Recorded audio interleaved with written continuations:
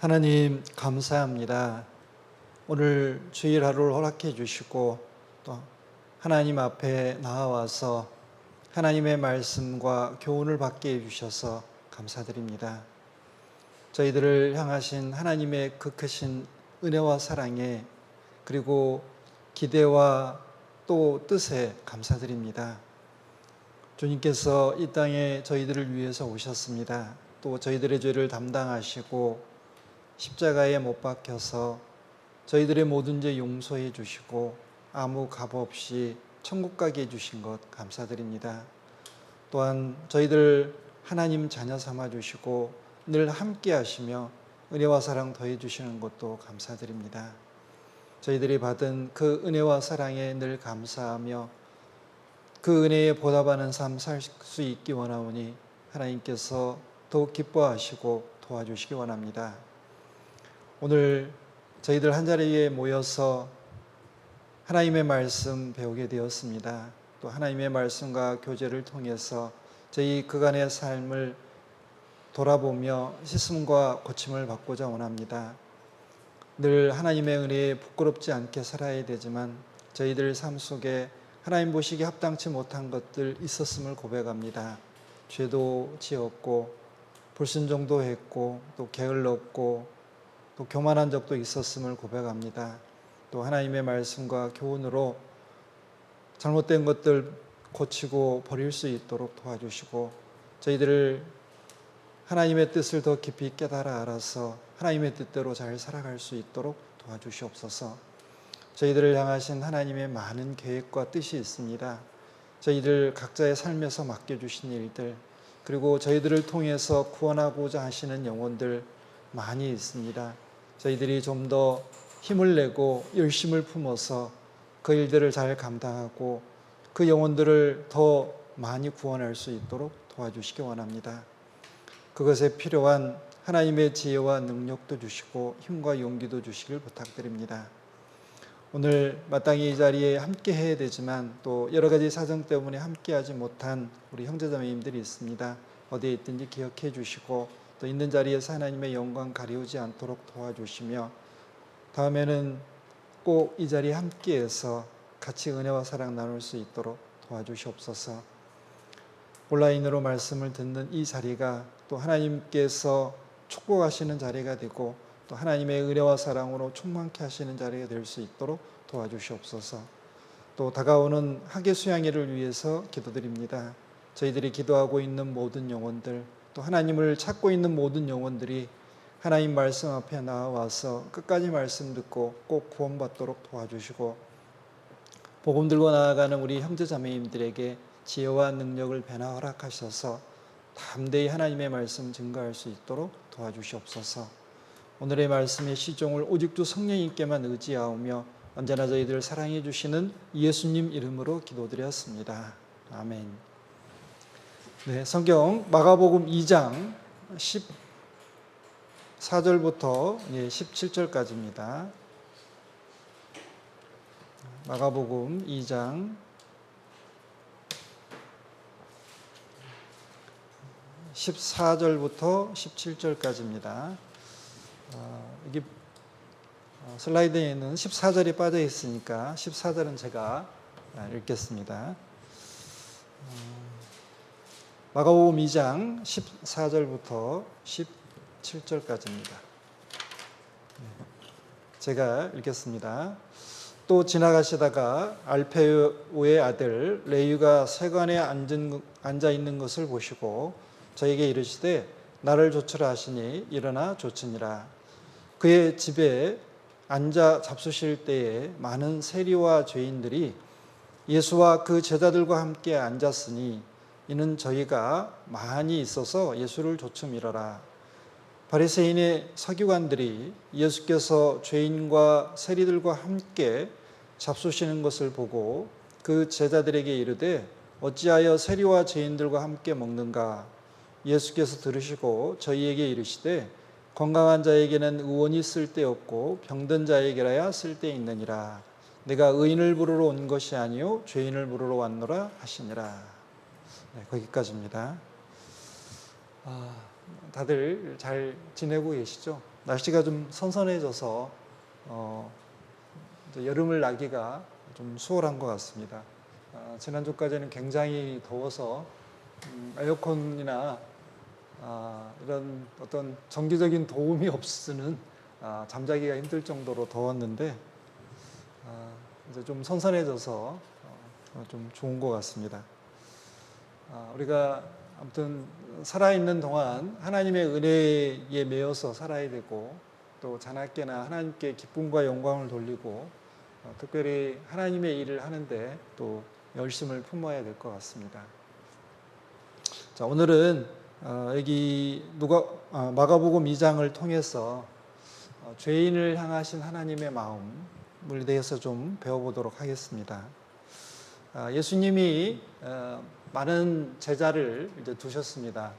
그 중에서 특별히 12명을 선택해서 이제 사도라 칭하시고 특별히 그 12제자를 더 이렇게 사랑해 주시고 그들에게 더 많은 은혜도 주시고 가르침도 베푸셨습니다.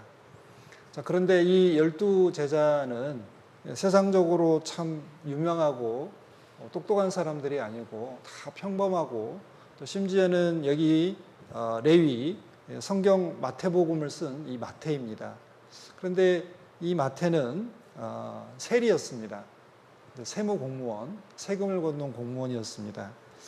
지금은 이렇게 세무 공무원들이 이렇게 그 존경을 받지만 예수님 당시에 이 세리들은 굉장히 나쁜 사람들이었습니다. 그래서 그 몸을 팔아서 생계를 유지하는 창녀들보다 더 나쁜 사람 취급을 받았습니다. 우리가 들어서 알고 있는 그 일제시대 때 한국 사람이지만 일본 사람들의 그 부탁을 받고 일본 사람들 앞잡이 노릇을 하면서 우리 동족들로부터 많은 세금을 걷어서 우리 동족들을 괴롭히고 일부는 일본 사람한테 바치고 또 일부는 자기가 가졌던 그런 사람들과 같이 생각하시면 됩니다. 그래서 이 세리는 로마 정부의 위임을 받고 이제 그 자기 이스라엘 민족들로부터 세금을 걷어들였던 사람입니다. 세금 액수가 정해져 있지 않았답니다. 그래서 과도한 세금을 걷어서 일부는 자기가 갖고 일부는 로마에 바쳤습니다. 그래서 당시 사람들로부터 나라를 팔아먹은 사람 취급받았고 아주 큰 죄인 취급받았습니다. 그리고 여기 이제 마가복음 2장 15절에 많은 세리와 죄인들이라 그랬는데 여기서 죄인들이라는 것은 그 당시에 평판이 좋지 않았던 직업에 종사하던 사람들이랍니다. 예를 들면 창녀들, 도둑들, 그 다음에 그 이스라엘 사람들이 안 먹는 돼지를 키우는 사람들도 해당되었다고 해요. 사람들은 보통 범죄자나 이렇게 나쁜 사람들, 죄인들을 멀리하기 마련입니다. 왜냐하면 그런 사람들과 가까이 하면 나도 그런 사람 취급받을 수도 있고 그 사람들과 이렇게 동화되어서 그 사람들이 하는 죄를 따라하게 되거나 자연스럽게 함께하게 되죠.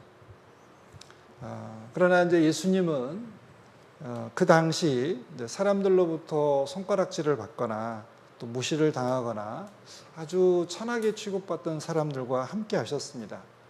특별히 세리와 창녀들과 함께 먹고 마시고 대화를 나누시고 그들의 삶을 이해하시고 그들의 어려움을 해결해 주셨습니다. 무엇보다 그들이 살면서 지었던 죄를 용서해 주셨고 그들이 절대로 가지 못할 거라고 생각했던 천국에 갈 수 있도록 해주셨습니다. 그래서 여기 예수님께서 이런 말씀을 하셨습니다. 마태복음 21장 31절에 자, 예수께서 저희에게 이르시되 내가 진실로 너희에게 이르노니 세리와 창기들이 너희보다 먼저 하나님 나라에 들어가리라. 아니 그 당시 하나님을 잘 섬긴다고 생각했던 바리새인들과 서기관들은 천국에 못 간다라고 얘기하셨습니다. 그리고 그들을 독사의 새끼들이라고 하나님께서는 강하게, 특별히 예수님은 그들의 죄를 아주 신랄하게 이제 지적을 하셨습니다. 그런데 세리와 창기들은 하나님 나라에 너희보다 먼저 들어간다라고 칭찬을 해주셨습니다. 왜냐하면 세리와 창기들은 죄가 많으니까 회개하고 예수님을 믿기가 쉬웠어요. 그리고 예수님이 십자가에 못 박혀서 죄를 용서해 주셨다는 것을 너무너무 기뻐하고 감사했습니다. 그런데 바리새인들과 서기관들은 자기들이 죄가 없고 깨끗하고 의로운 삶을 살았다고 생각했기 때문에 예수님을 받아들이지 않았습니다. 그들은 현실적인 요구를 했습니다. 이스라엘이 로마로부터 독립을 해서 또 가난한 사람이 없게 잘 먹고 잘 사는 걸 원했습니다. 그리고 이 땅의 삶에서 복을 받기를 원했습니다. 자, 예수님은 그들의 영혼을 구원해서 천국에 데려가기를 원하셨습니다. 자, 이렇게 세리와 창기들은 죄가 많으니까 그 죄의 용서를 받고 천국 가려고 했습니다. 우리들은 좀 생각을 해봐야 됩니다. 믿는다는 거, 그건 의지한다는 겁니다. 내 죄가 많으니까 그 죄를 용서받고 천국 가기 위해서 예수님께 의지하는 겁니다. 그래서 많은 세리와 창기들이 예수님에게 나와왔습니다. 특별히 예수님은 자신의 제자들 중에 세리였던 이 마태를 자신의 제자로 삼으셨습니다. 그리고 이 마태의 집에 들어가서 이제 식사를 하는데 막 그 소문을 들은 많은 죄인들, 세리들이 예수님께 나와서 예수님과 이야기를 하고 예수님과 함께 먹으면서 예수님의 이야기를 들었습니다. 그리고 그 말씀을 들으면서 너무 기뻐하고 좋아했습니다. 자, 예수님은 유명한 사람, 권력 있는 사람, 자기가 의로운 사람이라고 생각하는 사람들과 함께하지 않고 이렇게 사람들로부터 손가락질 받고 그 당시 무시받던 사람들, 천대받던 사람들과 함께 하셨습니다. 자, 예수님은 이 세상에 있는 모든 사람들을 사랑하십니다. 특별히 죄인을 사랑하십니다. 자, 그래서 예수님은 이 세상에 육체를 입고 오셨고 그 죄인들을 부르고 계십니다. 자, 예수님께 나오면 예수님은 그들의 모든 죄를 용서해 주시고 그들을 천국에 데려가십니다. 어떠한 죄인도 다 용서받고 천국 갈 수 있습니다. 죄가 많은 사람이든지 큰 죄를 지은 사람이든지 남들이 알면 절대 알면 안 되는 그런 죄를 지은 사람도 예수님은 다 용서해 주시고 천국에 데려가실 수 있습니다. 또 사람은 살아가면서 여러 가지 고통과 슬픔을 겪습니다. 그 중에서 사람의 마음을 가장 고통스럽게 하는 것은 우리들의 죄입니다. 사람이 죄를 지으면 양심의 송사가 있고 죄책감을 느끼게 되고 마음의 고통과 심판에 대한 두려움, 그리고 지옥 갈 수밖에 없다는 것에 크게 절망하고 낙심하게 됩니다. 여기 죄를 지은 사람들의 상태를 이렇게 표현하고 있습니다. 시편 107편에 보면 사람이 흑암과 사망의 그늘에 앉으며 어두움과 죽음의 그늘에 앉으며 공고, 고통과 쇠사슬에 매임은 하나님의 말씀을 거역하며 지존자의 뜻을 멸시함이라. 멸시한다는 것은 하찮게 여기고 깔본다는 뜻입니다. 그러니까 하나님을 거역하는 겁니다. 하나님의 뜻을 어떻게 해요? 배척하는 겁니다. 자, 그래서 여기 보면 12절에 그러므로 주께서 그들의 마음에 고통을 주셔서 그들을 낮추셨다. 그들의 삶에 어려움을 주시고 마음의 고통과 슬픔을 주심으로써 그들을 낮추시고 하나님께로 돌아올 수 있도록 하셨습니다. 자, 하나님께서 이러한 사람들, 이렇게 죄를 짓고 죄를 해결할 수 없어서 고통과 슬픔 가운데 있는 사람들을 불쌍히 여기셨습니다. 자, 하나님은 그들에게 은혜를 베푸셔서 그들을 구원하기를 원하셨습니다. 자, 그들을 구원해서 정말 기쁨과 감사가 가득한 아주 밝은 천국에 데려가기를 원하셨습니다. 그래서 여기 보면 하나님께서 이제 이 사람들이 이 고통 가운데서 하나님께 부르짖으니까 하나님은 그들을 인도해 내시고 그 얼굴줄을 끊어버리시고 그리고 구원해 주셨습니다. 자, 하나님께서 우리들을 구원하신 것 보면, 우리들이 구원받은 거 보면 너무 감사한 일이잖아요. 내가 정말 어쩔 수 없는 상황에서 이렇게 살아가고 있는데 나를 그 어려운 처지에서 그 모든 어려움들을 이기고 말씀 듣고 구원받도록 해준 것은 하나님이 나를 사랑하시고 그리고 내 인생에게 정말 놀라운 일을 행하셨다는 확실한 증거입니다. 그래서 오늘은 이 죄인을 향하신 하나님의 마음을 좀 생각해 보고, 또 우리들이 구원받지 못한 가족들이나 친척들이나 친구들이나 이웃들에게 어떤 마음으로 대해야 되는지를 좀 생각해 보도록 하겠습니다. 자, 죄인을 향하신 하나님의 마음, 뭐가 있을까요? 죄인이니까 당연히 심판받아서 지옥에 보내려는 마음이실까요?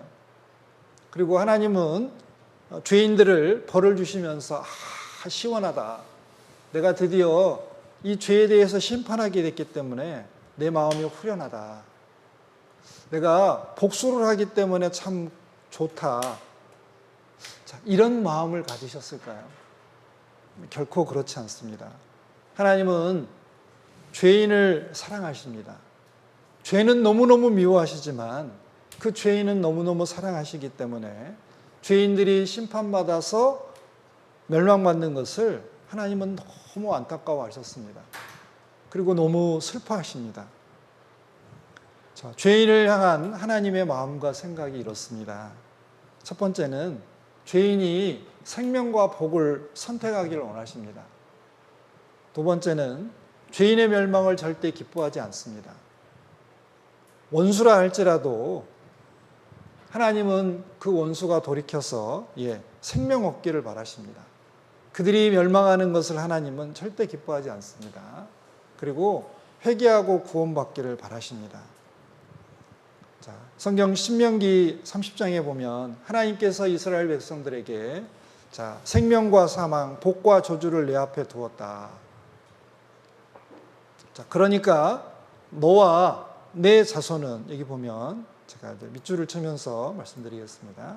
자, 너와 내 자손이 살기 위해서 생명을 선택해라.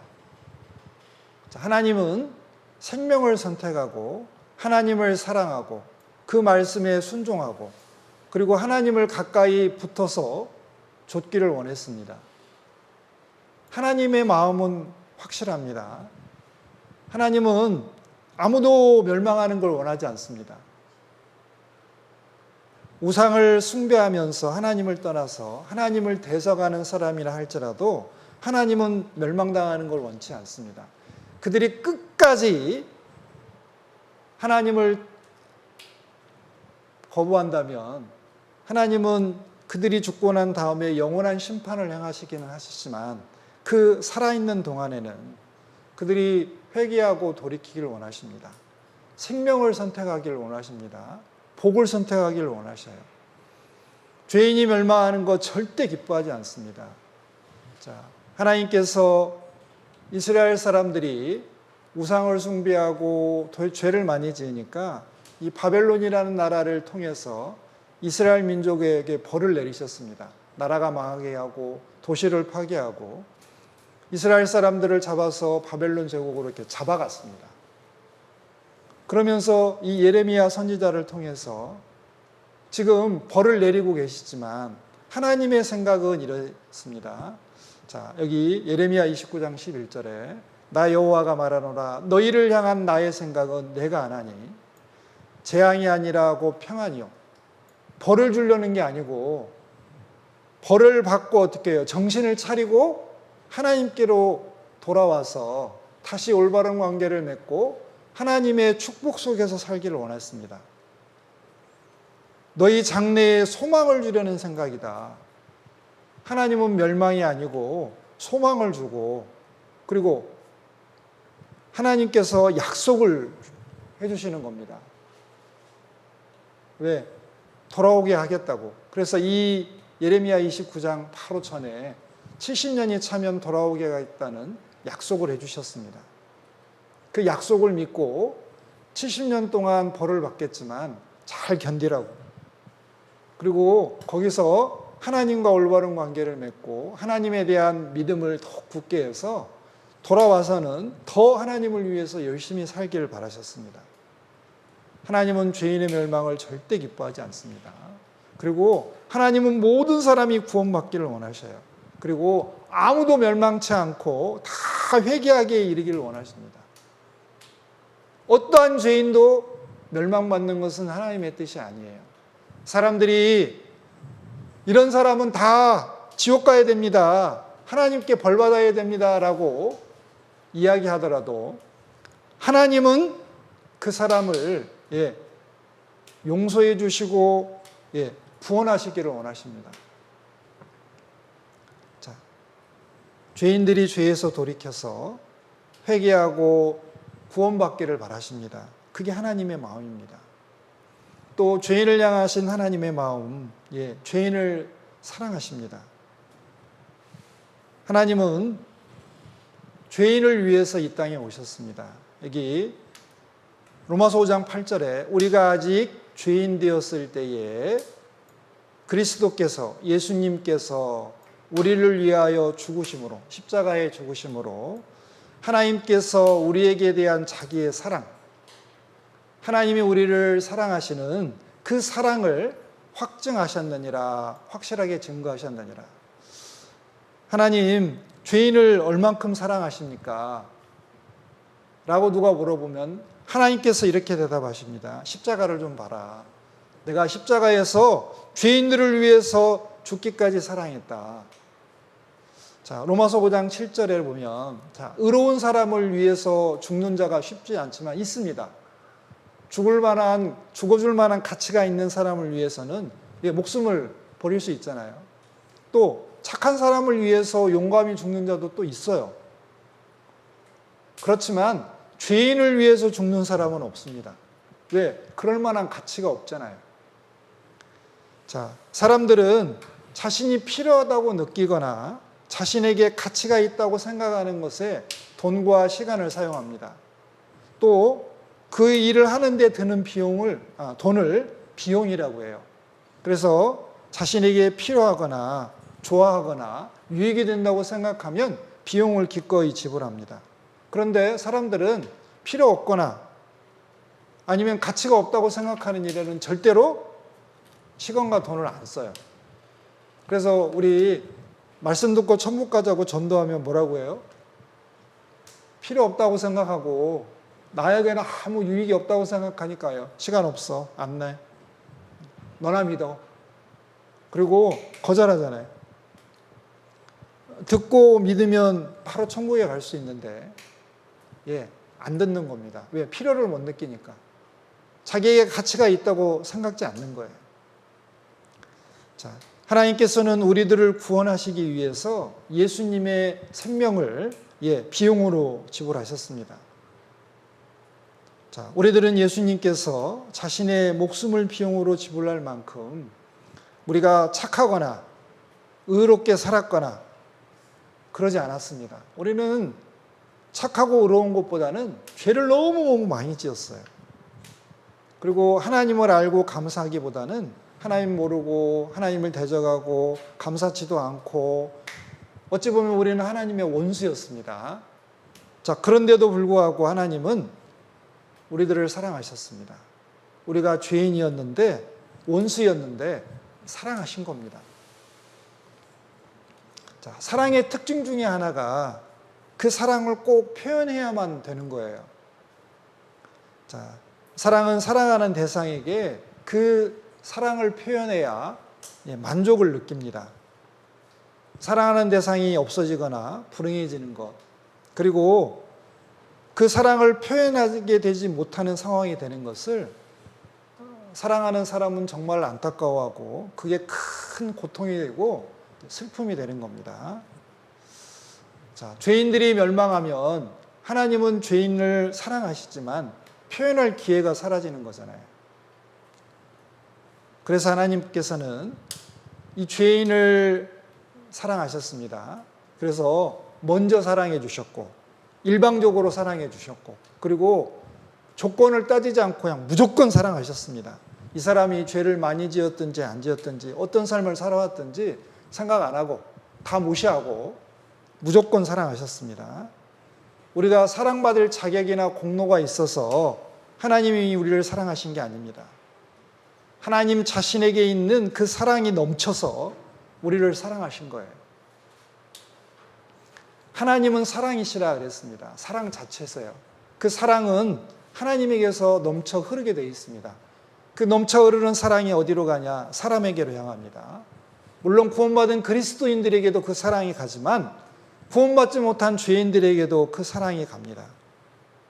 그리고 이 세상에 있는 모든 생명체에게도 하나님의 사랑이 흘러서 넘쳐서 그들에게도 전해지고 있습니다.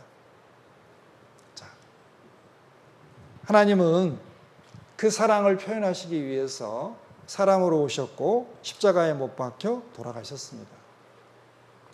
자, 죄인을 향하신 마음이 사랑입니다. 그리고 그 사랑은 다른 말로 하면 불쌍히 여기는 겁니다. 우리 지난 시간에 긍휼에 대해서 배웠습니다. 긍휼. 불쌍히 여기는 겁니다. 자, 하나님은 우리의 체질을 아셨습니다. 여기 시편 107편을 한번 읽어보겠습니다. 자, 아버지가 자식을 불쌍히 여긴 같이 여호와께서 하나님께서 자기를 경외하는 자를 불쌍히 여기시나니 이는 저가 하나님께서 우리의 체질 어떻게 만들어진 것을 아시며 우리가 진토임을 기억하심이로다. 자, 우리 사람들은 자, 착한 체질일까요? 악한 체질일까요? 죄의 체질일까요? 의의 체질일까요? 여러분들 살아오셔서 한번 본인의 삶을 돌아보시고 한번 어떤 체질인지 생각해 보십시오. 우리는 상황과 기회만 주어지면 죄질려는 마음이 저절로 샘솟듯 솟아요. 우리는 확실하게 죄의 체질이 맞습니다. 악한 체질이 맞아요. 자, 그런데 하나님께서는 우리들이 이렇게 죄의 체질이어서 상황과 기회가 주어지면 죄만 지을 수밖에 없다는 걸 아시고 불쌍히 여겼습니다. 그냥 무조건 불쌍히 여기는 거예요. 자, 기어다니는 어린아이는 응가하고 쉬하를 할 때 화장실에서 가서 할까요? 아니면 기저귀에다 그냥 할까요? 그리고 지나가다가 이렇게 더러운 거 있으면 그거 가지고 재밌게 놀까요? 아니면 치울까요? 어린아이들은 모릅니다. 똥오줌도 그냥 아무데나 싸고, 그리고 더러운 게 있어도 그거 재밌는 놀잇감이라고 생각하고 막 가지고 놀아요. 그게 우리들입니다. 자, 그런 어린아이와 같은 우리들, 죄를 너무 많이 짓는 우리들을 하나님은 불쌍히 여겼습니다. 마치 엄마가 그런 어린아이가 똥 싸고 오줌 싸는 거 불쌍하게 여기듯이 하나님은 우리 죄를 지을 때마다 아이고 안타깝게 생각하시고 불쌍히 여겨주셨습니다. 그래서 예수님이 이 땅에 오셨을 때, 이 땅에 계실 때에 죄인들을 정말 불쌍히 여겼습니다. 소경이 찾아와서 눈을 뜨게 해달라니까 불쌍히 여겨서 눈을 뜨게 해주셨고, 그리고 사람들이 많이 모여 있는데 배가 고플 거라고 생각해서 예수님은 보리떡 5개, 물고기 2마리를 이렇게 축복하셔서 5,000명이 먹을 수 있도록 해주셨습니다. 그리고 많은 기적을 일으켰습니다. 병을 고쳐주셨고 귀신을 쫓아내 주셨습니다. 왜? 불쌍하니까. 자, 하나님께서는 죄인들을 불쌍히 여기십니다. 내가 구원받고 신앙생활하고 있다는 것을 보면 하나님께서 우리 죄인들을 얼마나 불쌍히 여기신다는 것을 잘 알 수 있습니다. 자, 우리는 하나님의 이 불쌍히 여기심을 본받아야 될 겁니다. 자, 하나님의 가슴에 있는 이 긍휼과 사랑은 온몸으로 표현이 됐습니다. 자, 그래서 예수님이 죄인을 구원하시려고 직접 이 땅에 오셨어요. 자, 이사야 59장에는 이렇게 표현이 됐습니다. 이사야 59장 16절에 자, 하나님께서 이스라엘에 있는 사람들을 이렇게 둘러보시니까 원래 이스라엘 백성들을 하나님께로 잘 인도해서 신앙생활을 잘 할 수 있도록 도와줄 사람들로 왕, 선지자, 그 다음에 지도자들 하나님께서 허락을 해주셨습니다. 그런데 그 지도자들이 오히려 더 먼저 우상을 숭배하고 죄를 짓는 거예요. 하나님이 이스라엘 온 땅을 두루 이렇게 보시니까 자, 이 백성들을 도와줄 사람이 없는 겁니다. 자, 이사야 59장 16절에 보면 자, 사람이 없음을 보시며 도와줄 사람이 없는 거예요. 자, 중재자라는 것은 하나님과 사람 사이에 서서 사람의 죄의 문제를 해결해 줄 사람 없는 거예요. 그래서 하나님께서 이상히 여기셨어요. 이 말은 놀라셨다는 겁니다. 왜? 도와줄 사람도 없고 중재할 사람도 없으니까 하나님이 너무 놀라셨어요. 그래서 어떻게 하셨냐면 자기 팔로 스스로 구원을 베푸시며 자기의 의를 스스로 의지하사 그래서 본인이 직접 뜻을 세우셨습니다. 사람들을 다른 사람에게 맡겨서 구원하는 게 아니고 본인이 직접 구원하셔야 되겠다는 뜻을 세우시고 구원을 베풀기로 하셨습니다. 그래서 어떻게 하냐면 뒤에 보면 이제 17절에 보면 하나님께서 이제 싸우러 나가는 군인처럼 갑옷도 입고 투구도 쓰고 그렇게 무장을 했습니다. 무장한 모습이 나오고 이렇게 무장을 했습니다. 자, 의의 호신경, 갑옷을 입고 구원의 투구를 쓰고 복수의 속옷을 입고 이게 뭐냐면 마음을 아주 단단히 먹으신 겁니다. 그리고 열심을 겉옷으로 입으셨어요. 열심히 이 일을 하신 겁니다. 자, 그리고 여기 보면 이제 이 대적을 이스라엘을 괴롭히는 나라들을 이제 벌을 주셔야 되잖아요. 그래서 하나님께서 이 나라들을 이렇게 물리치기 위해서 이제 직접 이 땅에 오십니다. 그래서 여기 보면 20절에 여호와께서 가라사대 하나님께서 가라사대 구속자 이제 이거 원래는 페르시아 왕 고레스를 이야기하고 있습니다. 자, 구속자가 시온에 임하며 야곱 중에 죄가를 떠나는 자에게 임하리라 그랬어요. 하나님께서 이 페르시아라는 나라를 일으켜서 이 바벨론이라는 나라를 멸망시키고 그리고 이 고레스라는 왕이 이제 명령을 내리는 겁니다. 자, 우리 페르시아 제국 내에 살고 있는 모든 이스라엘 사람들은 자, 예루살렘으로 돌아가도 좋다라는 명령을 내렸어요. 그래서 그 에스라 1장에 나오잖아요. 그래서 많은 사람들이 이스라엘 땅으로 돌아가는 겁니다. 그런데 여기 보면 자, 이 페르시아 왕 고레스가 시온에 임한다 그랬어요. 이 시온이라는 건 어디냐면 예루살렘에 있는 성전이 있는 산을 시온산이라 그래요. 그래서 이 시온 그러면 예루살렘을 대표하기도 하고 이스라엘 백성 전체를 대표하기도 해요. 자, 구속자, 구원해 줄 사람이 시온에 임한다. 그리고 특별히 야곱 중에 죄과를 떠난다. 죄와 허물을 떠나는 자, 회개하고 하나님께로 돌아오는 자에게 임한다라고 했습니다. 자, 이 고레스라는 왕은 예수님의 모형이에요.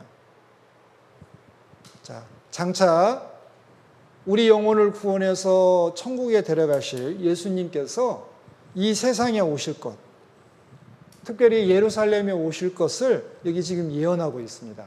근데 이 시온에 임하며 죄가를 떠나는 자에게 임하리라 그랬는데 이 예언을 받아서 디모데전서 1장 15절에는 자, 미쁘다, 믿을만하다, 모든 사람이 받을 만한 이 말이요, 그리스도 예수께서 죄인을 구원하시려고 어디에 임하셨어요? 세상에 임하셨는데 어떻게 해요? 예, 예루살렘에 임하신 겁니다. 그래서 원래 베들레헴에 태어났잖아요. 베들레헴은 예루살렘 아주 가까운 데 있어요. 물론 갈릴리에 사셨지만 예, 예루살렘에도 오셔서 예, 사역을 하셨어요. 자, 세상에 임하셨다, 시온에 임한다 그랬는데 예, 예루살렘에 임하셨고, 그리고 야곱 중에서 죄가를 떠나는 자에게 임한다 그랬는데 죄인 중에 내가 계시니까 예, 죄인에게 임하셨습니다. 개인적으로 예수님이 예, 말씀을 듣고 구원받을 때 예, 성령으로 임하시잖아요. 좀 그 예언하고 있는 겁니다. 자, 하나님은 죄인들을 너무너무 사랑하셔요. 죄인을 사랑하시고 불쌍히 여기십니다. 그러니까 죄인들을 구원하는 일을 다른 사람에게 맡긴 게 아니고 본인이 직접 하시러 이 땅에 오신 거예요. 자, 이게 하나님의 긍휼하심입니다. 자, 우리는 다른 사람이 내 가족들, 친척들 구원해 줬으면 좋겠잖아요. 왜냐하면 가족들에게 말씀 전하면 나 싫어, 안 들어. 너 그런 얘기 하려면 다시는 우리 집에 오지 마. 관계를 끊자. 막 이렇게 협박도 하고 해서 마음이 너무너무 상하니까 아이고 누가 다른 사람이 좀 해줬으면 좋겠다. 하나님 저 몰라요. 이제 하나님 알아서 하세요. 이러고 나는 뒤로 물러나려는 마음이 있잖아요. 자, 근데 하나님께서 그리스도의 사랑이 우리를 강권하시는도다. 또 예레미야에게 하신 말씀이 있잖아요. 내가 다시는 여호와의 말씀을 선포하지 아니하리라 하면 마음이 불붙는 것 같다고 했잖아요. 왜? 나에게 임하신 예수님이 사랑과 긍휼로 가득하신 분이고 그 하늘에서 직접 이 땅에 오신, 그리고 나를 위해서 싸우기 위해서 무장을 하고 오신 분이에요. 그리고 예, 여기 보수로 속옷을 삼으시고 열심으로 겉옷을 입으셨다. 막 각오를 단단히 하시고 끊임없이 그 일을 하시는 거예요. 열심히 그 일, 포기하지 않고 그 일을 하시는 겁니다. 그럼 우리도 주님을 닮아야 되잖아요. 자, 죄인들을 위해서 직접 이 땅에 오셨습니다. 우리도 사랑하는 가족들, 이웃들 구원하려면 주님의 죄인을 향한 하나님의 마음을 가지고 사랑과 긍휼을 가지고 예, 움직여야 됩니다. 직접 찾아가야 되겠죠. 자, 그리고 죄인을 향하신 마음 또 있습니다. 오래 참으십니다. 오래 참는다. 참고 또 참고 또 참고 또 참고 또 참습니다. 자, 여기 보시면 베드로서 3장 9절에 여기 제가 밑줄 치면서 읽겠습니다. 자, 오직 너희를 대하여 오래 참으사. 자, 우리가 죄인이었잖아요. 죄인이었는데 구원받았잖아요. 자, 하나님은 구원받은 사람이나 안 받은 사람이나 오래 참습니다. 그리고 아무도 멸망치 않고 다 회개하게 이르기를 원하셔요. 특별히 구원받지 못한 사람들에 대해서도 오래 참으십니다. 베드로후서 3장 15절에는 주의 오래 참으심이 구원이 될 줄로 여기라. 하나님의 오래 참으시면 기회가 생기는 거니까 그 기회를 타서 어떻게 해요? 구원받을 수 있다는 거예요. 자, 하나님은 모든 사람이 천국 오기를 바라십니다. 아무도 지옥 가기를 원하지 않으셔요. 그래서 하나님은 구원받지 못한 사람들이 죄를 지어도 당장 심판하지 않으셔요. 왜? 그 사람이 회개하기를 기다리시니까. 그 사람의 생명을 빼앗으면 바로 심판에 떨어지니까 하나님은 기회를 주시기 위해서 그 사람이 나쁜 짓 하는 거 알아요. 마땅히 죽을 만하다는 것도 아셔요. 하나님이 모르시거나 능력이 없어서 그런 게 아니에요. 그 사람 불쌍하니까 어쨌거나 기회를 주기 위해서 참으시는 거예요. 사람은 오해합니다. 착각해요. 시편 50편에 보면 네가 이 일을 행하여도 내가 잠잠하였더니 네가 나를 너와 같은 줄로 생각하였도다. 아, 내가 죄를 많이 짓는데 하나님의 심판이 안 내려오니까 하나님 없는가 보다. 이게 하나님이 심판하실 죄는 아닌가 보다. 계속 이렇게 살아도 되겠구나. 이렇게 생각하는 겁니다. 하나님은 그걸 착각이라고 합니다. 하나님은 잠잠하십니다. 여기서 이 일이라는 건 앞에 보면은 하나님의 말씀을 막 싫어하고 하나님의 말씀을 귓전으로 흘려듣고 또 도둑을 만나면 친구가 되어서 같이 도둑질을 하고 간음하는 자를 만나면 한패거리가 되고 입으로 악을 꾸미고 혀로 거짓말을 내고 또 형제의 허물을 들춰내서 어떻게 비방하는 겁니다. 자, 이런 일을 해도 하나님은 아무 말씀 안 하셨어요. 이렇게 나쁜 짓을 해도 징벌을 속히 실행하지 않으셨어요.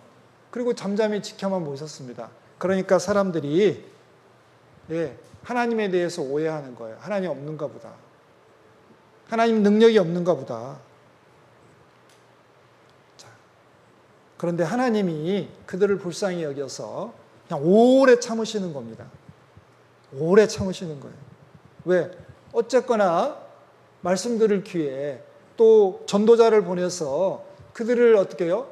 권면할 기회를 허락하시기 위해서 심판하지 않는 거예요. 만약에 하나님이 당장 심판하신다면 이 세상에 걸어다니는 사람 하나도 없을 거예요. 왜? 우리는 다 죄인이니까 죄에 대해서 심판받으면 우리는 다 멸망했을 거 아니에요. 그래서 하나님께서 주의 오래 참으심이 너희 구원이 될 줄을 알라. 하나님의 긍휼은 오래 참음으로도 나타나요. 오래 참는 겁니다. 그럼 우리 사랑하는 가족과 이웃들 좀 오래 참아주게 해요. 불쌍하잖아요. 내가 전도 안 하면 그 영혼 지옥 가잖아요. 그리고 그 사람이 몰라서 나를 힘들게 하고 괴롭히고 나에게 나쁜 짓을 하잖아요. 우리가 하나님의 사랑을 받았으니까 죄인을 향하신 하나님의 마음을 가졌으니까 그냥 오래 참아주시면 돼요. 웃어 넘기시고 힘들면은 하나님께 가서 기도하시고 하나님 도와달라고 이걸 이길 수 있는 마음 달라고 그리고 그것에 대해서 저 사람을 더 사랑하고 더 긍휼히 여길 수 있는 마음 달라고 그리고 저 사람을 인도할 수 있는 지혜를 달라고 능력을 주시라고 우리 기도할 수 있잖아요. 하나님은 후히 주시는 분이기 때문에 틀림없이 주셔요. 내가 무릎 꿇고 하나님께 나아가서 달라고 때를 써야 됩니다. 그리고 참아지지 않으면 무릎 꿇고 하나님 참게 해달라고 기도하셨어요. 참아집니다. 안 참아질 것 같은데 참아져요. 그리고 복수는 성경에 하나님의 것이라고 되어 있잖아요. 보복은 하나님 거예요. 하나님이 해주실 겁니다. 자, 그리고 하나님은 악인들에게도 은혜를 계속 베풀고 계셔요. 오래 참으시니까 저 같으면 해도 안 비춰주고 비도 안 내려줄 것 같은데 여기 보면 자, 하나님이 그 해를 악인과 선인에게 비추게 하시며 의로운 자와 불의한 자에게 내리우심이니라. 그리고 먹을 거 안 줄 것 같은데 하나님께서는 자, 결실기, 열매 맺을 시기를 주셔서 자, 선한 일을, 그런 일을 자, 열매 맺게 하는 착한 일을 계속하고 계셔요. 그래서 음식과 기쁨으로 너희 마음에 만족해 하셨느니라. 그래서 착한 사람이든지 악한 사람이든지 다 맛있게 먹고 살아요. 자, 저는 오늘 아침에 천도복숭아 하나 먹고 왔어요. 맛있더라고요. 근데 구원받은 저만 먹는 게 아니고 시장에 가면은 어떻게 해요? 그 맛있는 천도복숭아, 뭐 참외, 수박 이런 과일들이 많잖아요. 왜? 악인이라 할지라도 먹어야 되잖아요. 맛있게 먹고 건강 유지하고 그리고요 말씀 들을 기회를 줘야 되잖아요. 하나님이 오래 참아서 그래요. 자, 또 죄인을 향하신 하나님의 마음 또 뭐가 있냐면 죄인이지만 그 영혼은 너무너무 귀하게 보시는 거예요. 하나님은 죄인일지라도 그 영혼을 천하보다 귀하게 여기셔요. 자, 한 영혼의 무게는 이 온 우주보다도 더 무거워요. 중요해요. 예수님께서 뭐라고 하셨냐면 사람이 온 천하를 얻고도 제 목숨을 잃으면 무엇이 유익하리요? 사람이 무엇을 주고 제 목숨을 바꾸겠느냐? 자기 목숨하고 이 온 세상하고 바꾸냐? 아무도 그럴 사람 없다고요. 그러면 한 사람의 생명은 이 천하보다도 귀한 겁니다. 그런데 이 말씀을 하신 이유가 뭐냐면 한 사람의 영혼은 천하보다도 귀한 거예요. 여기에서 목숨은 육체의 생명뿐만 아니라 영혼의 생명도 이야기하고 있는 겁니다. 그래서 하나님은 아무도 멸망치 않고 다 회개하게 이르길 원하셔요. 죄인이라 할지라도 멸망받는 거 원하지 않으셔요. 에스겔서 18장에 보면 하나님께서 에스겔에서 이렇게 이야기하셨습니다. 나 주 여호와가 말하노라. 내가 어찌 악인의 죽는 것을 조금인들 기뻐하랴. 내가 눈꽃만큼이라도 죄인이 죽는 거, 멸망하는 거 좋아할 줄 아느냐? 아니다. 그가 악인이 돌이켜서 그 길에서 떠나서 사는 것을 하나님 기뻐하신다고 했습니다. 자, 예수님 이 땅에 계실 때 한편 손마른 사람이 있었습니다. 그래서 이제 이 손마른 사람을 고쳐주는지 안 고쳐주는지 바리새인들이 다 지켜보고 만약에 고쳐주면 안식일을 범하는 율법을 계명을 어기게 되는 거니까 예수님을 이렇게 고소하려고 딱 지켜보고 있었습니다. 근데 예수님께서 그거 아시고 그 사람을 가운데 딱 세우시고 물어보셨어요. 자, 너희 중에 어떤 사람이 양 한 마리가 있는데 안식일에 구덩이에 빠졌다. 그러면 그 양을 살려줘야 되느냐 안 살려줘야 되냐, 꺼내줘야 되느냐 말아줘야 되느냐고 물어보셨어요. 그러면 대답이 어떻게 돼요? 아니 당연히 양 살려줘야죠. 불쌍하니까.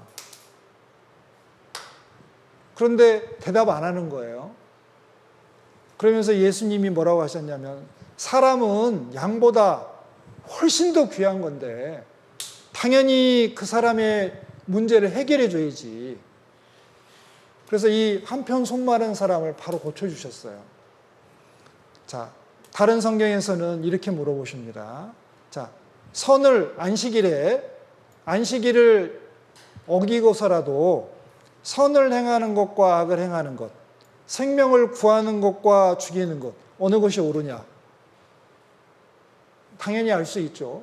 내가 안식일에 좀 수고해서 사람을 살리거나 어떤 짐승을 구해줄 수 있다면 당연히 해야 되잖아요. 근데 이 사람들 대답 안 했어요. 예수님이 화를 내셨어요. 화.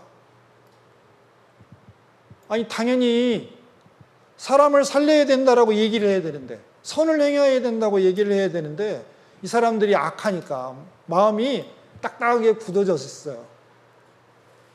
하나님의 뜻을 아는 게 아니고 오히려 반대로 생각하는 거예요. 그래서 저희 마음의 완악함을 근심하사 노하심으로 저희를 둘러보시고, 예수님 화내셨습니다. 당연히 생명을 구해야지. 사람은 양보다 귀한데 안식일을 어기서라도 무슨 수를 써더라도 영혼을 살려내야지. 그 사람은 구해줘야지. 안식을 범한다고 가만히 있는 거예요. 하나님의 뜻이 아닙니다. 죄인이지만 마땅히 멸망받아서 지옥 가야 되지만 하나님은 그 영혼 너무너무 귀하게 여기셔서 구원해 주고 싶으신 거예요. 절대 멸망시키고 싶지 않은 거예요. 자, 예수님이 또 이런 일도 있었습니다. 이제 제자들하고 예루살렘에 이제 올라가셨어요. 그런데 사마리아의 한 촌에 이제 들러서 가셔야 돼요. 그런데 그 마을에 제자들이 먼저 가서 예수님 오신다고 하니까 우리는 예수님 믿기 싫으니까 예수님 안 받아들여요 이렇게 얘기했어요. 야고보와 요한이 화가 났어요. 그래서 예수님에게 가가지고 예수님 여기 이 마을 사람들이 예수님 안 받아들이니까 우리가 불을 명해서 하늘로조차 내려가지고 저희를 멸하라 하시기를 원하시나이까 이랬어요. 자, 예수님 능력이 있으시니까 옛날 소돔 고모라를 불을 내려서 멸하는 것처럼 이 촌, 이 사마리아 이 마을 불태웁시다. 이렇게 얘기를 했어요. 그러니까 예수님이 이제 돌아보시며 꾸짖으셨어요. 그리고 밑에 거기 55절 나나주 있죠. 밑에 나나주 가로 열고 이런 말씀이 있는 거예요. 가라사대 너희는 무슨 정신으로 말하는지 모르는구나. 인자 예수님은 사람의 생명을 멸하러 온 것이 아니요 구하러 왔노라 하시고 함께 다른 촌으로 가시니라. 돌아서 가셨어요. 야고보와 요한이 열받아가지고 이 촌에 있는 사람 다 죽입시다. 그래서 진짜로 예수님이 화가 나셔서 정말 불을 내려서 그 마을을 다 불태워버렸다면, 맞아요. 이 사람들 죽는 것이 마땅해요. 감히 예수님을 배척하다니, 자기들을 구원해 주러 오신 사랑의 예수님을 거부하다니, 이런 나쁜 사람들 하고 불을 내려서 멸해버렸다면 그 사람들은 다 어디 가요? 그 당장 지옥에 가는 겁니다. 그래서 예수님은 너희들 야고보 요한 화나는 거 이해는 하지만 너희들 무슨 정신으로 이야기하는지 모르는구나. 지금 내가 이 세상에 온 이유는 저 사람들 구원하러 온 건데 불을 내려서 멸하면 어떻게 되겠냐 이거예요. 너희들 무슨 정신 차려라. 그리고 사람의 생명을 나는 멸하러 온 게 아니다. 구원하러 왔다. 어떻게 해서든지 기회를 주고 그리고 권면을 하고 그리고 어떻게 해서든지 도와줘서 그들을 구원하러 온 거예요. 죄인을 향하신 하나님의 마음은 너무너무 확실한 겁니다. 자, 소돔과 고모라처럼 멸망하게 원하시지 않는 거예요. 구원해주고 싶으신 겁니다. 자, 에스겔 33장 11절에 하나님께서 이렇게 말씀하셨어요. 자, 주 여호와의 말씀에, 하나님의 말씀에 나의 삶을 두고 맹세하노니, 자, 하나님 살아계신 것으로 맹세한다. 나는 악인이 죽는 것을 절대 기뻐하지 않는다. 악인이 그 길에서 돌이켜 떠나서 사는 것을 기뻐한다. 그러니까 죄 많은 이스라엘 족속들아, 이스라엘 백성들아, 돌이켜라. 너희 악한 길에서 떠나서 나에게로 돌아오라. 그러면 살리라. 어찌 죽고자 하느냐 그랬어요. 돌아오면 사는 겁니다. 그런데 돌아오지 않으면 죽는 거예요. 그 뒤에서 하나님께서 뭐라고 하시냐면, 자, 어떤 사람이 의롭게 살았다. 그런데 자기 의를 믿고 악을 행했다. 그러면 그 사람 사는 게 아니라 죽는다. 왜? 이전까지 행했던 의는 소용이 없게 된다. 그런데 어떤 사람이 죄를 너무너무 많이 짓다가 이제는 죄를 그만 져야지 하고 회개하고 돌이켰다고 하자. 그런데 하나님은 너는 반드시 죽으리라 하고 하나님이 이야기했다 할지라도 돌이키면 하나님이 살려주신다고 했습니다. 하나님의 마음은 그거예요. 지금 당장이라도 회개하고 돌아오면 살려주시는 겁니다. 무조건 받아주시는 거예요. 예수님은 죄인을 영접하시는 분입니다. 살려주시는 겁니다. 성경에 이런 표현도 있어요. 이제 다른 설명은 제가 다 생략하고요. 여기 자 하나님께서 이스라엘 백성들을 보고 너는 피투성이라도 살라. 너는 피투성이라도 살라 그랬어요. 자, 아기가 태어났습니다. 그러면 배꼽줄도 잘라주고 물로 깨끗이 씻어주고 소금으로도 이렇게 상처를 싸매어주고 강보로 싸서 아이가 잘 살 수 있도록 해줘야 되잖아요. 그런데 고대 이제 이 중동 지방에서는 원치 않는 아이, 특별히 여자아이가 태어나면 그냥 죽게 내버려뒀대요. 아무 조치도 안 하는 거예요. 그러면 자연히 죽겠죠. 그러는 겁니다. 방치하는 거예요. 그러면 죽어요. 그런데 이스라엘 백성들이 우상 숭배에 빠져서 하나님을 떠나 있을 때 아무도 이스라엘 백성을 살려주려고 안 하는 거예요. 예, 그대로 두면 멸망하는 겁니다. 그런데 하나님께서 그 이스라엘 백성들을 보고 너는 피투성이라도 살아야지. 그래서 배꼽줄 잘라주시고 물로 씻겨주시고 소금으로 이렇게 상처 치료해 주시고 강보로 싸서 잘 키웠어요. 그런데 그 뒤에 보면은 이스라엘 백성들이 어떻게 해요? 예쁘게 처녀가 되니까 또 다른 남자한테 가서 간음죄 짓는 거예요. 그래도 이스라엘 백성들을 향해서 하나님은 돌아오라라고 또 용서해 줄게라고 얘기하고 있습니다. 자, 하나님은 니느웨 성 어떻게 했습니까? 니느웨 성. 요나는 니느웨 성 사람들 정말 나쁜 사람들이니까 나쁜 짓 너무 많이 했으니까 그리고 우리 이스라엘 민족을 너무 많이 괴롭혔으니까 망하기를 바랬어요. 그래서 복음 완전히 하나님이 가서 니느웨 성에 가서 하나님 말씀 전하라니까 도망갔잖아요. 그리고 또 돌이켜서도 3일길 가야 되는데 하루길만 행했잖아요. 그런데 이 니느웨 성 사람들이 하루 동안 전하는 요나의 말씀을 듣고 다 회개한 거예요. 그러니까 하나님 바로 용서해 주셨잖아요. 그러니까 요나가 어떻게 했습니까?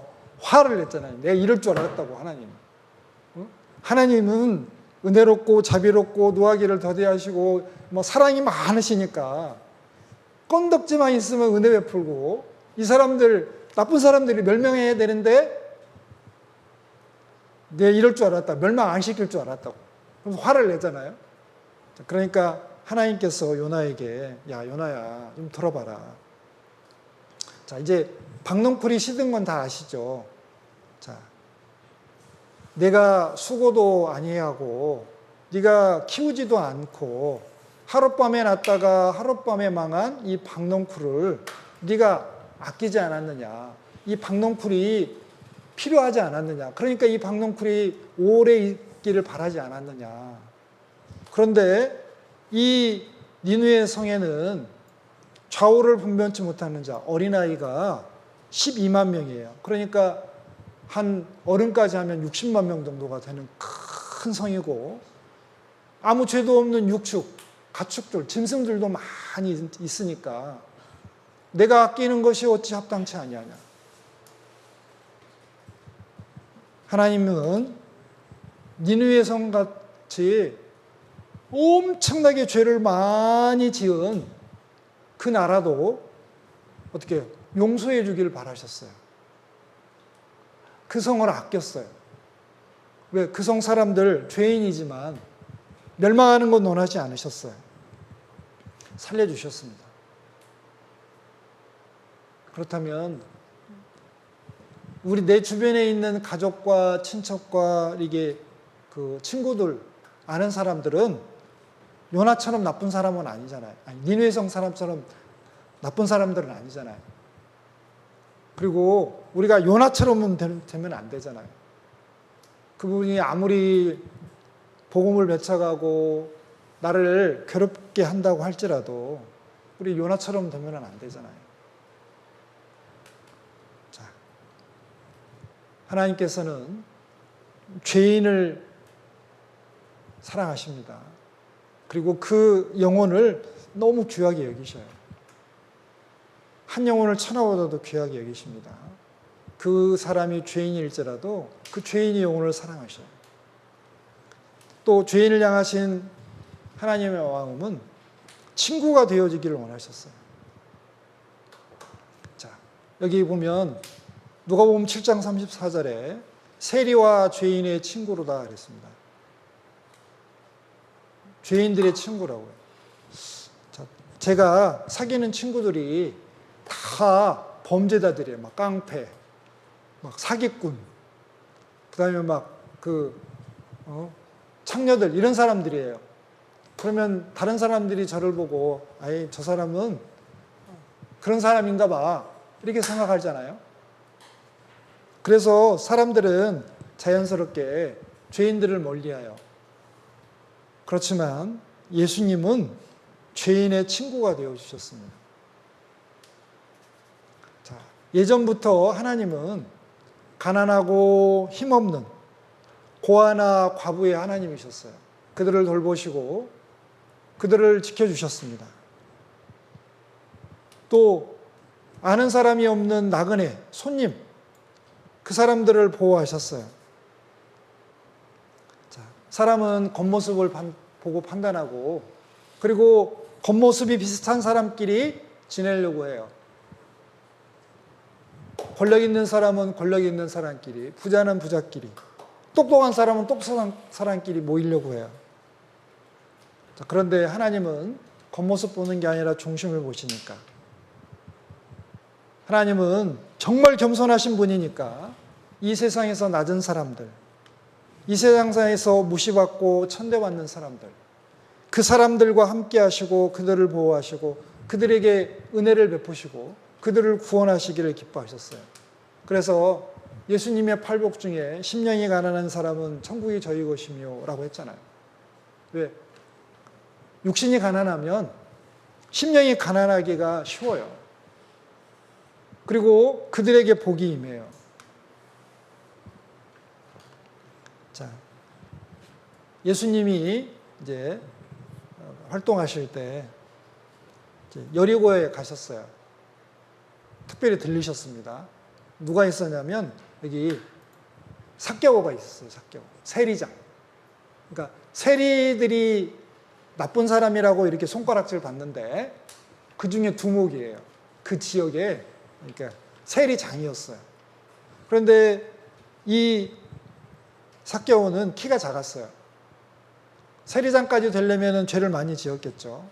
어느 날 들었어요. 예수님이 여리고에 오신다는 소식을 들었어요. 그래서 예수님 보려고 어디로 갔냐. 키가 작으니까 사람들이 많이 모여있으니까 안 보이잖아요. 그러니까 뽕나무 위에 올라가가지고 예수님이 길을 이렇게 지나가시니까 이렇게 보려고 올라갔어요. 뽕나무 위에 올라갔어요. 이게 삭개오. 근데 예수님은 그 뽕나무 밑에 가셔가지고 내려오너라 삭개오야. 오늘 내 집에 유하여야 하겠다 그러셨습니다. 그리고 뭐라고 하셨냐면, 자, 오늘 구원이 이 집에 이르렀다. 그리고 이 사람 삭개오도 아브라함의 자손이다. 그 말은 믿음으로 천국 가는 사람의 대표가 믿음의 조상이 아브라함인데 아브라함의 자손이라는 건 이 사람 천국 가는 사람이라는 거예요. 자, 그리고 뭐라고 말씀하셨냐면 예수님은 이 땅에 오신 이유가 잃어버린 자를 찾아 구원하려 함이니라. 하나님 앞에 이뤄진 자, 죄인들 찾아서 구원하러 오셨다고요. 자, 내가 의인을 부르러 온 것이 아니요 죄인을 부르러 왔노라. 나는 자기가 스스로 깨끗하고 의롭다고 생각하는 사람, 데리러 온 게 아니고 죄 많고 힘들고 어렵고 소망 없는 사람들, 죽음과 사망의 그늘에 앉은 사람들, 공고와 쇠사슬에 매인 사람들, 그 사람들 데리러 왔다. 그 사람들 부르러 왔다. 그러니까 여기 이 세리오 삭개장, 삭개오 세리장이잖아요. 너 부르러 왔다. 내려와라. 삭개오야 내려오라. 오늘 내 집에 유하여야 하겠다. 삭개오가 너무 기뻐했습니다. 맞습니다. 예수님은 죄인의 친구가 되어주기 위해서 왔어요. 죄인들을 위해서 이 땅에 오셨어요. 죄인들에게 하나님의 사랑을 주고 은혜를 베풀어주고 하나님의 뜻을 전해서 그들을 어떻게 해요? 의인으로 바꾸시고 그들이 하나님의 자녀답게 살아감으로써 하나님께서 영광 받으시게 그리고 주변에 있는 사람들에게 전도해가지고 구원해서 그 하나님의 나라를 확장하게 하기 위해서 예수님이 이 땅에 오신 거예요. 그리고 지금도 성령님이 그 일을 하고 계셔요. 죄인을 향하신 하나님의 마음은 사랑과 긍휼 그리고 그들과 함께 하기를 원하셨습니다. 친구가 되기를 원하셨어요. 그리고 그 친구들을 위해서 예수님은 십자가에 못 박혀서 자기 목숨을 버려주셨고 그리고 그들을 어떻게 해요? 구원하셔서 자기 형제를 삼으셨어요. 그리고 그들이 형님 라고 부르는 것을 부끄러워하지 않으셨다고 했습니다. 히브리서 2장 11절에 한번 제가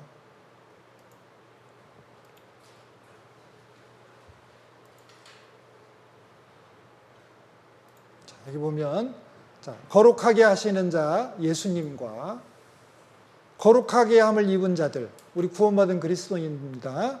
다 하나에서 하나님에게서 났어요. 한 하나님에게서 났습니다.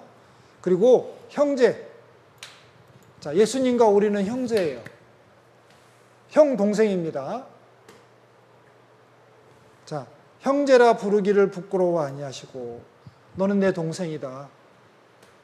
너는 우리 아버지 하나님 아버지의 어떻게 해요?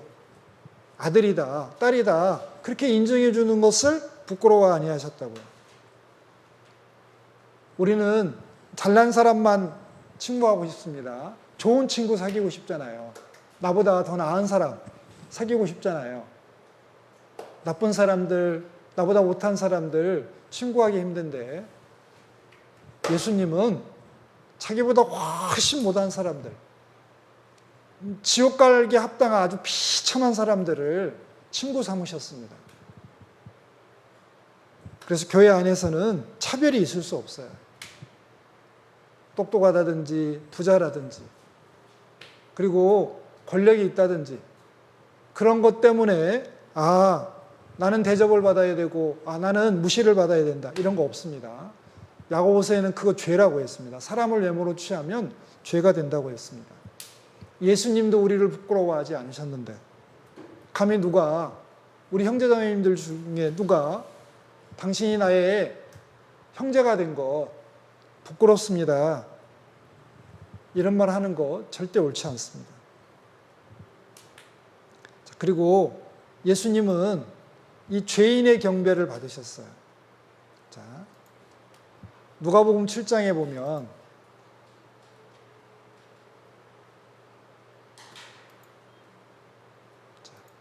여기 그 죄인인 한 여인이 바리새인의 집에서 식사를 하실 때 예수님께 나와서 이렇게 눈물로 그 발을 적시고 머리털을 풀어서 예수님 발을 씻겨드리고 그리고 그 발에 입을 맞추고 향유를 부어드렸어요. 그런데 예수님을 청한 이 바리새인은 문제가 되었습니다. 그 마음에 이르되 이 사람이 예수님이 선지자였으면 자기를 만지는 이 여자가 누구며 어떠한 자 곧 죄인인 줄 알았으리라. 이 죄인이 창녀라는 뜻이에요. 그러니까 이 여자는 창녀인데 예수님에게 와서 이렇게 울면서 이렇게 씻겨드리고 향유를 부어드리는 것이 못마땅한 거예요. 왜? 이 사람이 죄인이니까. 자, 그래서 예수님이 말씀하셨어요. 자, 여기 비디오를 잠깐 보겠습니다.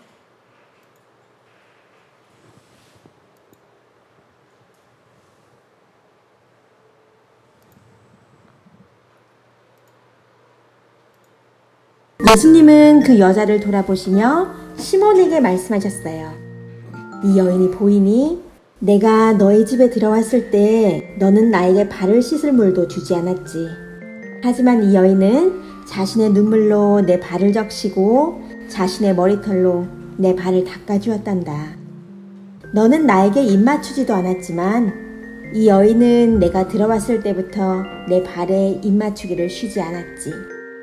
너는 내 머리에 기름도 붓지 않았지만 이 여인은 향유를 내 발에 부었다. 그러므로 내가 내게 말하니 이 여자의 많은 죄가 용서되었다. 이는 이 여자가 많이 사랑하였기 때문이란다. 적게 용서받은 사람은 적게 사랑한다. 예수님이 여자에게 말씀하셨어요. 네 죄가 용서되었다.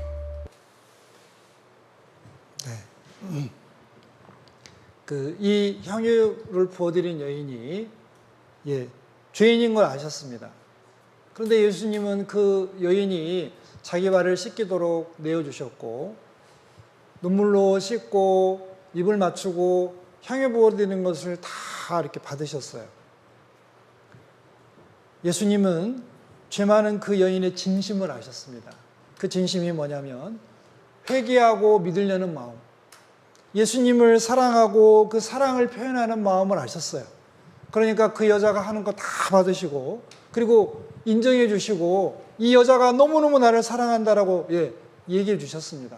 많은 사람들이 와, 예수님 맞아. 예수님은 죄인의 친구야.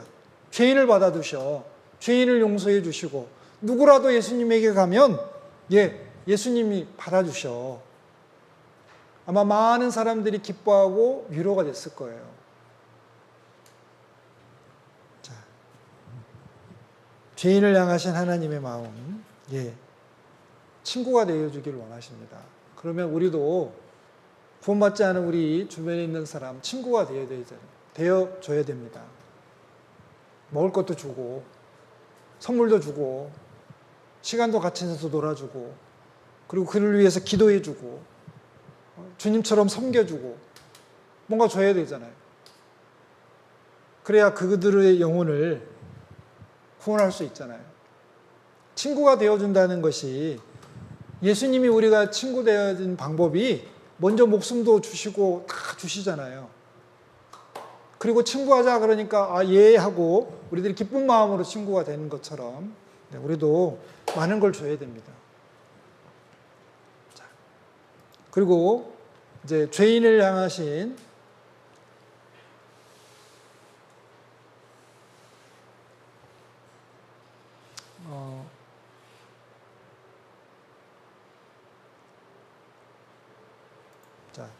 또 하나님의 마음이 회개시키러 예수님이 이 땅에 오셨습니다. 자, 죄인을 구원하러 오신 거예요.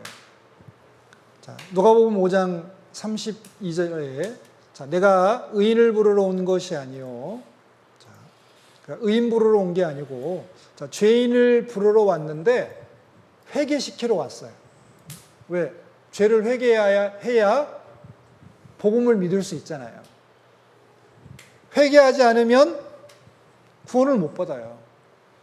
자기 죄를 뉘우치고 돌이켜서 믿으려는 마음이 있어야 구원받을 수 있잖아요. 그래서 예수님은 죄인을 불러 회개시키러 왔노라 그랬습니다. 근데 그 죄인이 누구냐? 나였어요, 나. 그래 내가 구원받은 거잖아요. 그 죄인이 나였구나. 죄인 중에 괴순이라. 그게 누구냐? 내가 죄를 많이 지은 사람이구나. 그래서 회개하고 우리가 구원받았습니다. 자, 그런데 죄인을 불러 회개시키러 왔는데 이제 그 일을 누구한테 맡기셨냐면 구원받은 사람들에게 맡기셨어요. 아까 이사야 29장 16절 살펴봤잖아요. 자, 여기 사람이 없다. 도와줄 사람이 없고 중재자가 없다. 하나님과 인간 사이에 서서 하나님의 마음을 풀어드리고 사람을 회개케 해서 어떻게 해요? 하나님을 믿게 할 중재자가 없는 거예요. 그래서 놀라워하셨고 본인이 직접 움직이셨잖아요.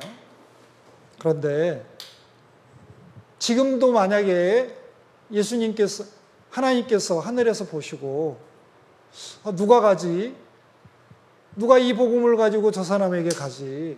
아, 사람이 없구나. 저 사람을 회개해서 하나님께로 인도할 중재자가 없구나. 이렇게 안타까워하시면 안 되잖아요. 지금도 하나님이 이런 탄식을 하게 하면 안 되잖아요. 이사야서에 보면 하나님이 걱정하셨습니다. 누구를 보낼꼬라고 걱정을 하니까 이사야 선지자가 주여 나를 보내소서 내가 여기 있나이다 그랬습니다. 자, 죄인을 불러 회개시키려고 오는 게 하나님의 마음인데 누군가 주님의 심장과 머리가 되어야 되잖아요. 그래야 주님의 마음과 뜻을, 계획을 가지고 그걸 전할 거 아니에요. 누군가 손과 발이 되어서, 주님의 손과 발이 되어서 그를 찾아가고 그들을 위해서 수고하고 희생하고 또 누군가 주님의 눈과 귀가 되어서 그들의 고통과 슬픔을 들어줘야 되잖아요. 또 누군가 주님의 입이 되어서 직접 복음을 전해야 되잖아요. 그리고 사랑을 전해줘야 되잖아요. 예수님은 2000년 전에 이 땅에 오셔서 십자가에 죽으시고 3일 만에 부활하신 다음에 하늘나라로 가셨습니다. 그리고 제자들에게 만민에게 가서 복음을 전파하라고 말씀하셨습니다. 복음 전하는 일, 죄인을 불러서 회개시키라는 그 일을 그리스도인들에게 맡기신 거예요. 그러면 그 일을 우리들이 해야 되잖아요. 맞습니다. 자, 지금도 하나님은 잃어버린 자를 찾고 계시고 지금도 죄인이 돌아오면 즉시 영접해 주십니다. 돌아온 탕자가 집에 돌아왔습니다. 그림으로 한번 설명드릴게요. 자, 여기 집 나간 탕자 집을 나갔어요.